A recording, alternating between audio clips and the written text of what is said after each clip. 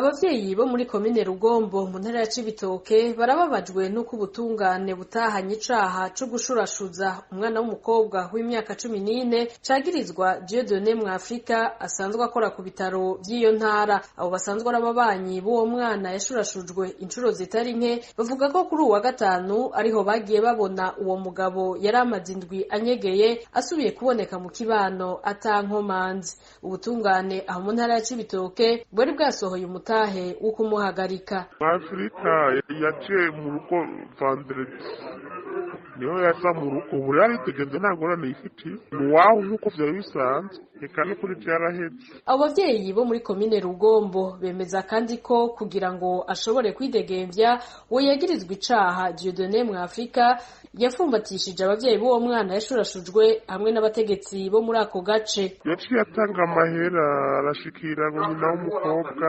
babagabo nyene b'abategetsi babijana baramuha inoti da munyina w'umukobwa ngo yitoreye akanoti ajya amahera ntaco adakora abagabo nabo urazi bayumvise ko batayagera iminwe. Muri kino gihe abo bavyeyi batewe impungenge nuko ubutungane butigeze bukomakoma ubukekwa ko icaha co gushurashuza uwo mwana w'imyaka 14 bakabona ko bisa nkaho bwasubije impyisi mu ruhongore rw'intama. Abo bavyeyi basaba umukuru w'igihugu gukurikirana kw'amategeko akurikizwa uwakozwe ico caha nawe agahanwa.